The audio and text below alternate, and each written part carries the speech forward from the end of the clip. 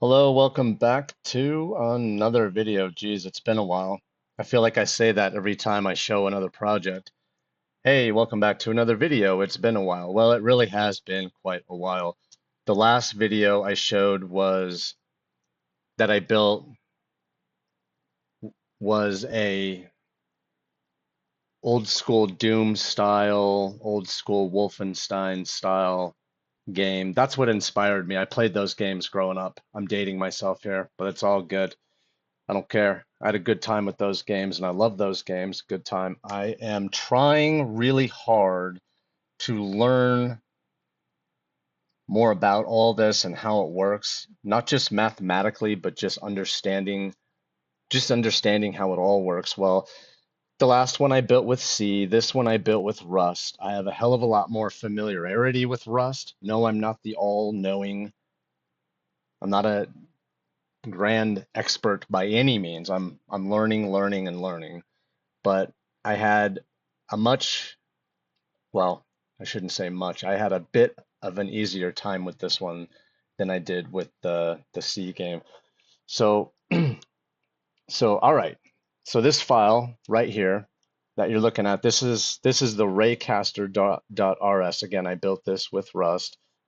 This is the single most important file in this entire project. Everything you are seeing, or I should say, everything you are about to see on screen once I spin this project up, every wall, every hallway, that whole sense of depth you get when you are walking through this maze, it all comes out of this one file right here. No game engine did this, no graphics card did this. This is math. I'm a nerd. I love this stuff. I think it's really, really cool. This is running on the CPU 60 times a second, right? And I want to actually walk you through this a little bit, not just skim it, not wave my hand at it and say, and then some math happens. I want to I want you to walk away from this video actually having a little bit of an understanding about how raycasting works, but please bear with me. I'm in the learning process, so some of my information might be slightly incorrect. That's okay. It's a learning process for me. So, all right, before I show you any more lines of code in this here project, I want you to picture something with me real quick. Imagine you are standing in the middle of a room and you are holding a flashlight. You point that flashlight straight ahead of you, and the beam travels forward until it hits a wall. Now, here's the question that really matters. How far did that beam travel before it hit something? I hope I'm explaining this okay. I can see it in my head. All right, that's it. That's the whole idea behind raycasting. If the beam only had to travel a short distance before hitting a wall, that wall is then close to you. So on screen, we'd draw it tall because close things look big. If the beam traveled a long way before hitting something, that wall is then far away, so we draw it short because far things look small. Now here's the trick. We don't just do this once, we do it again and again and again and again, sweeping that imaginary flashlight beam slightly to the left and slightly to the right, one thin sliver at a time, all the way across your field of view, every single vertical strip of your screen, and we have got 140 of them in this game, gets its own beam, its own measurement, its own little how far until I hit a wall calculation. Okay, line up all 140 of those measurements side by side, draw each one as a strip that's taller or shorter based on its distance, and something kind of magical happens. Your brain looks at that and goes, hmm, that's a hallway. That's the entire illusion, man. There's no 3D world actually being built anywhere in memory. Nowhere. It's just a flat 2D grid map and 140 flashlight beams and some clever math turning distance into height. So the math here. So the first thing you need is a way to describe direction, okay, as actual numbers a computer can work with. And the way that's done here is with an angle. Which direction is the player facing? Which direction is this particular beam pointing? But an angle by itself doesn't tell the computer how to actually move through space. What we really need is okay, if you are facing this way and you take one step, how much of that step goes sideways and how much of it goes forward? That's where two functions come in, and that you have probably heard of from a math class at some point, and maybe never thought you'd actually use cosine and sine. Good old trigonometry. Here's the way I like to think of it. Picture a perfectly round clock, a perfectly round clock face, rather. Except instead of numbers, every single point around the edge of that circle represents a direction you could be facing. Cosine and sine are basically a translator, right? You give them an angle and they hand you back two numbers, one for how much sideways, one for how much forward and back. Put those two numbers together and you have got an arrow pointing in exactly the direction you asked for. That arrow is what the game uses for absolutely everything involving direction, which way the player walks, and which way every single one of those 140 rays is aimed. Now, once you've got that arrow, the next problem is figuring out how far you can travel along it before you cross into the next square of the maze. And this is genuinely the clever part of the whole system. Instead of creeping that ray forward, what am I thinking? Bit by bit, right? Constantly stopping to ask, am I in a wall yet? Am I in a wall yet? Hundreds of times per beam, which would work, but it's slow and stupid and wasteful, right? So this raycaster does something smarter. It calculates in one shot exactly how far it has to travel to cross one full square going sideways, and exactly how far it has to travel to cross one full square going forward. Then it just then it just I guess it kind of it just leapfrogs straight from grid line to grid line, always jumping together, or always jumping toward whichever line happens to be closer. It only ever checks for a wall right when it lands on a new line, never in between. Because there's no point, nothing interesting can happen in the middle of an empty square. That's the difference between a raycaster that runs smooth as butter and one that chugs. It's not doing more work than it has to. Uh, this is this is the big file here. Now I said I was going to show some other code here. Here is the Oh, I did integrate a mini map in here. As you see, I have a few things to fix, nothing major. Um, this took me a while. Once I spin this up, you'll see it's not really that big of a deal.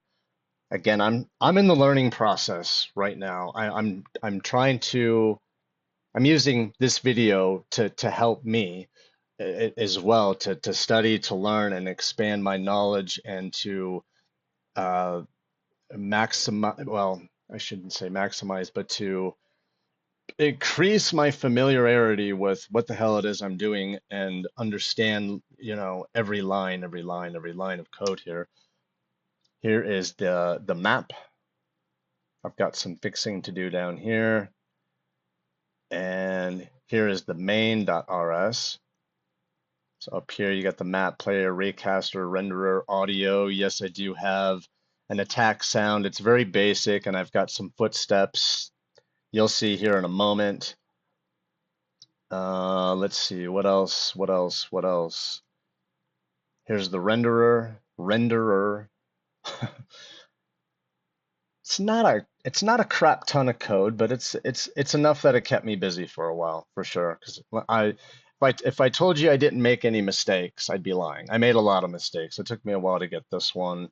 Well, and to be fair, the game I made in my previous video, the one I built with C, that one, I mean, that one was full of mistakes. That one took me a long time. Let's see. Here's the audio RS. Okay, I'm gonna go ahead and spin this up and let's take a look at it.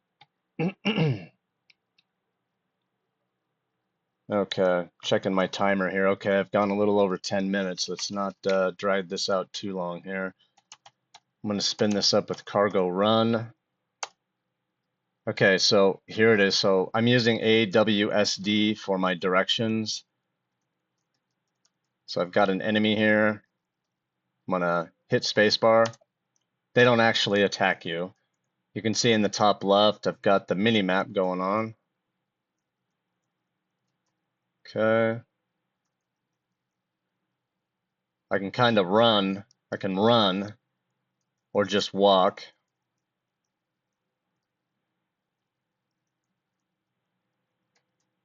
Okay, I'm gonna turn. There we are. There we are. Let's go.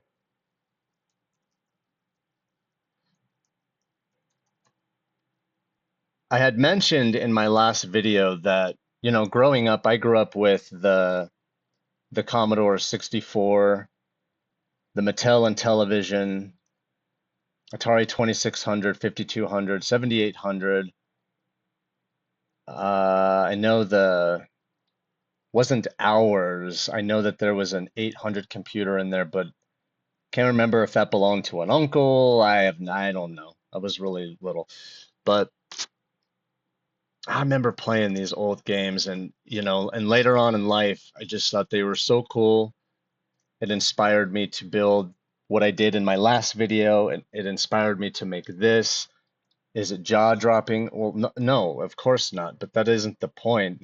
This is about learning and building my familiarity with, not just the code, but what exactly is happening here. Okay, I'm gonna try and find another enemy here. Aha! There we go. Just like that. I really hope that's not too loud. So this is all I've got so far.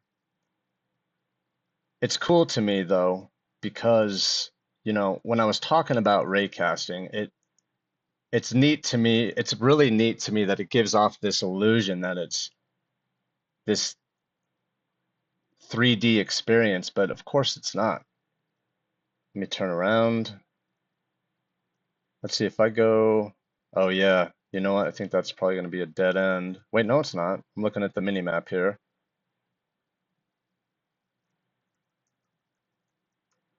Turn. It's not a real big map. I didn't want to build anything real big, although I am tempted to make it a little bit bigger. Okay, let's keep cruising here. Turn. Right on. I really like games, simple games like this, because it helps me to learn. It helps to build my familiarity with what's going on. I will say that the my previous video, the game that I built like this with C, it did not have nearly as many files in the project, but I had more of a difficult time with it. Like I said, because I am not as familiar with C as I am with Rust. I would like to get more familiar with C, but I'll be honest, right now I've been kind of focusing on Python as my language of choice for now. Rust, as much as I love it, it kind of pisses me off, but I do enjoy it. Okay, I'm not going to keep roaming around here, but that's it. You get the idea. There it is. I'm going to go ahead and close the terminal. And there it is. So there is my second attempt at this. What I would like to do in the future is build this game again, but I think I'd rather, instead of doing another version in the terminal, because I'll be honest, I thought about doing this again with Python, but yeah, I don't really care what language I use for my next attempt. It could be, well, it doesn't matter. What I want to do is spin it up in the browser, use a game engine. I really want to step this up. I want to build a kind of more of an actual Wolfenstein clone. I don't want to copy, I don't want to copycat, but I want to use that as an inspiration to kind of step this up quite a bit. So anyways, so there's that. Close that. And that's all I've got for you. Wow, this video went on way longer than I wanted it to, but I will see you in the next video. I have a story coming out here fairly soon. I'm excited. I wait till the family's in bed and I go to my notebook. Yeah, I could get on the computer and type away, but who's got time for that, right? I open up my notebook, my pen, and just start writing. It's a pretty fun story. It takes place at an airport. I'm just letting the creative juices flow. So we'll see. As soon as I get it all done, I'll do another story. And I've got some pretty fun projects coming up. What I'm hoping in the not too distant future is I would like to start uploading more frequently. But again, I'm not a I'm not a master here. I'm learning. If you've seen my other videos, it takes me a while to figure this out. I'm very stubborn. I wish I wasn't so stubborn, but I'm kind of stuck on older ways. I understand we live in a time where there's, AI and all these other technologies, but I'm kind of stuck on whatever. I'm stuck on doing it the way that I do it. So, but anyways, I'll stop blabbing. I'll see you in the next one. Take care.